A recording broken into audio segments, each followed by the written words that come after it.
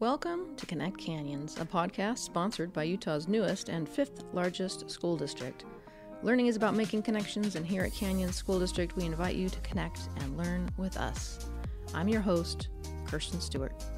Today, we'll be having a conversation about an important source of funding for Utah's public schools known as the Permanent State School Fund. Now, that's a jargony name that may not mean much to some of our listeners, but this fund is unique. It's unique in how it's sourced or kept flush with revenue. It's unique in how the money is managed.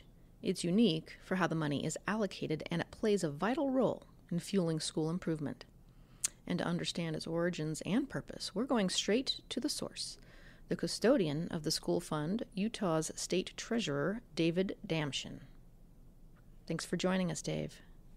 It's great to be with you. Thanks for the invitation. Since we may have some students listening today, let's start by having you explain your role as State Treasurer, David. How would you describe your role as a member of Utah's executive branch? What are some of your key responsibilities? Certainly, yeah. So the State Treasurer is one of 5 constitutional officers of the state: the governor, lieutenant governor, attorney general, auditor, and treasurer. We are all independently statewide elected, and we work together along with legislators and others, leaders in the education community, to solve problems for Utahns. My office is quite unique in that I'm basically the state's elected chief financial officer. We issue bonds when the state decides it's time to build a new prison like we're building, or we're expanding highways in the state. When we borrow money, we need to issue bonds. And so I lead the process of issuing those bonds to fund critical public infrastructure. We establish all the state's banking contracts and administer those contracts with financial institutions around the country. We run an $18 billion local government investment pool. That's $18 billion of money from state agencies, your school district, your city, your county, every other city and county virtually around the state, higher education institutions. Basically any and every public entity in the state has at least one account, if not many, in that $18 billion investment pool that we manage. I also have a second state agency called Unclaimed Property, where we go out and serve as custodians of lost money, and we work to find the rightful owners of that lost money and get it back to them. This last year, we reunited over $40 million with Utahns. It was an all-time record. And I also serve on 19 boards and commissions of the state by law, including agencies like the Utah Retirement Systems, the Utah Housing Corporation, the Permanent Community Impact Board, and many, many others. It's a great job. I never get bored. Lots of variety in what I do. One of the funds for which you're a custodian is the Permanent State School Fund. Talk to us about that fund and its origins. Where does the money come from, and what is it used for? Yeah, so when we came into being as a state, that was done by an act of the United States Congress in 1894 in what's called the Enabling Act, the Utah's Enabling Act. Part of that, as part of that Enabling Act, Congress granted more than 7 million acres of Utah land into 12 trusts. And by far and away, the largest of all of those trusts is the trust for what was then called the Common Schools. It's really basically Utah's public education system. And that is that was 1/9 of lands within Utah. About 6 million acres were granted into the public schools trust. And other trusts were established to support higher education institutions, a school for the deaf and blind, a miners' hospital, reservoirs. There's kind of a miscellaneous mishmash of trusts. But again, by far and away, the largest trust by far is for the public schools. The legislature created an agency called SITLA in 1994 to maximize the professional management of those lands, to develop them. Much of that land is used for mining, extraction of oil and gas. Some of it's developed and sold and built on. Sometimes some of those lands are not particularly valuable, and sometimes they're swapped with the federal government for more valuable lands. So SITLA administers those kinds of processes.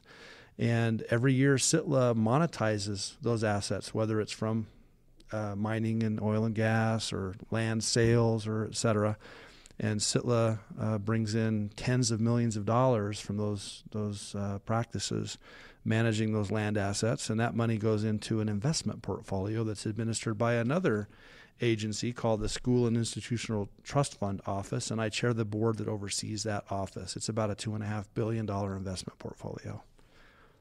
And the money that we distribute to the schools each year, it comes out of that fund. Very, very early on, when the trust was first created, the proceeds from the trust was very strictly interpreted to be interest only. And then over time, it was recognized that it would be appropriate with the long time horizon to invest in stocks and other types of investments beyond bonds. And of course, they generate dividend income. And so dividend income was determined at one point to be, in essence, synonymous with interest income. And then we amended the state constitution in 2016 with Constitutional Amendment B to define the revenues or the proceeds from this fund that could be used to, in essence, include, along with dividends and interest, capital gains, in essence.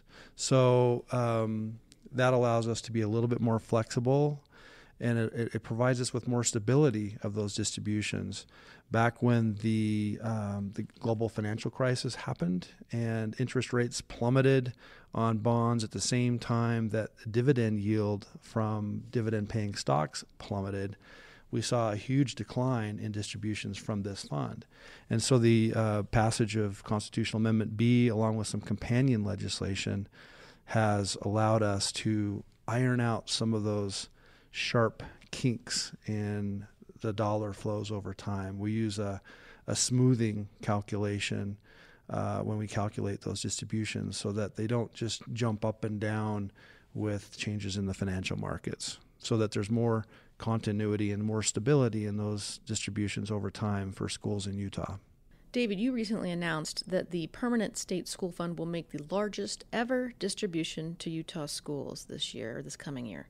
Schools are slated to receive a record of $92.4 million from the Permanent State School Fund in July 2021, and that's a 4.5% increase from this year's distribution and a 12% increase from last year's distribution. Now, in talking to some of my administrator colleagues, they were surprised by that increase. What's behind the growth? Yeah, well, you do have that ongoing flow of funds from SITLA. And that smoothing calculation allows us, if people are looking at recent activity in the markets, they might think, gosh, we probably lost a lot of value. Well, most long horizon investment portfolios lost significant value in March or April, but you might also know that there's been a pretty sharp rebound in the value of financial assets since then. That really doesn't weigh into this distribution much because we have a 3-year look back when we do this rolling average calculation. So there's been pretty consistent growth in the portfolio. The biggest changes that have occurred with those investments since we created the School and Institutional Trust Fund Office is we've sort of re-engineered the investment portfolio to be much better diversified. Previously, it was heavily weighted towards publicly traded stocks or equities, global equities. And there was very little in the way of what are called private assets, which are relatively illiquid, but they also bring greater diversification. They have lower correlations with other types of publicly traded assets.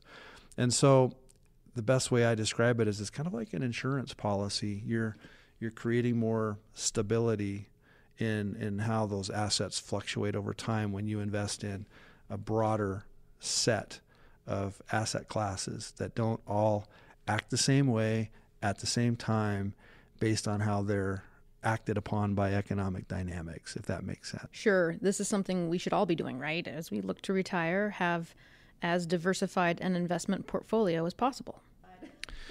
That's exactly right. You know, when you have a long time horizon, it's important that you expose your assets, your money, to what are called risk assets, stocks and real estate and things that will appreciate in value over time, but that will also have or present to you some volatility over the short term. I was talking to a friend recently. He had looked at a recent 401k statement, and he was bemoaning the fact, or commiserating with a coworker, that there was a 15% decline on his 401k balance over a short period. And I said, you know better than that. When you're investing for your retirement, which is for most of us, 10, 20, 30 years away, you don't sweat the small stuff and worry about fluctuations month to month and year to year. Over the long span of time, those assets grow, and they grow more strongly in the stock market, where you take a little bit more risk and you receive a little bit more in return in exchange for that risk. Talk to me about the role of the Land Trust Advocacy and Protection Office. That's a fairly new entity, correct? It is. Yeah, they were just created a couple of years ago. School children in Utah of today and the future, they are the beneficiaries of this school trust. And all that we do is solely for their benefit. And that's who we work for. That's called a fiduciary obligation, and that's how we all work. So these beneficiaries, school children of today and the future, they're not necessarily in the room with us when we're making decisions, but we want someone that represents their interests to be in the room with us when we're making critical decisions, so that someone's kind of watching out for them. Now, we're watching out for them as trustees, but there's another layer of oversight and protection, as well as advocacy. And advocacy is really just making sure that there's a voice on behalf of the beneficiaries of our school children with legislators, policymakers in the state, when they're considering passing laws that might impact this trust, that the interests of these school children who are not at the table, don't have a voice, that someone's there to represent them. And that's the role of the Land Trust Protection Advocacy Office. That beneficiaries representative role was served previously by a children's trust section under the State Board of Education.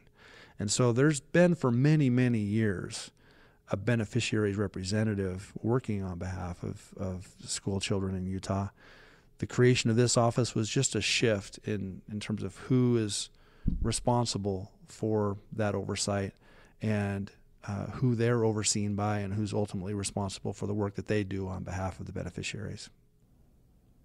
Now, this money, as you described, is for Utah's school children. Maybe explain next how the money gets to the end of the row, or how it's distributed to schools and the process schools use to determine how the money will be spent. Yeah, so I like to say that this is some of the most high-impact money in our school system. The money is distributed directly to each school in Utah, each so-called regular public school and charter school. And each school has a community council comprised of the principal, teachers, and parents, who sit down together and establish the school's most critical academic needs and decide what they're going to do with this money. And the money can't be used for teacher salaries generally, although there are teachers' aides that might be involved. My wife was working with gifted and talented students in a pull-out program. These were students that qualified for the Davis School District's gifted and talented program, but they didn't want to go to one of the anchor schools where that program was administered, but their parents and their teachers wanted them to be exposed to greater than extra challenges. And my wife worked as a teacher's aide and worked with those gifted and talented students, and she was paid from school trust monies that was administered under that school's community council.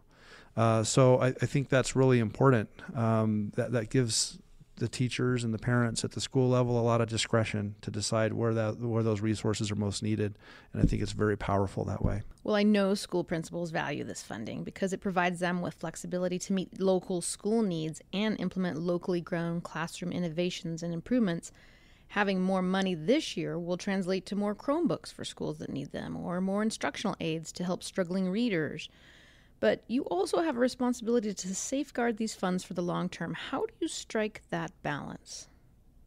When we went and saw a constitutional amendment be passed, it wasn't about opening up the coffers and pushing the money out the door. Of course, we have to be careful to ensure that school children of 100 years from now benefit roughly equally to school children of today. One of the important things we did is we actually put a cap on those distributions so that we don't get carried away and take too much out of the trust now.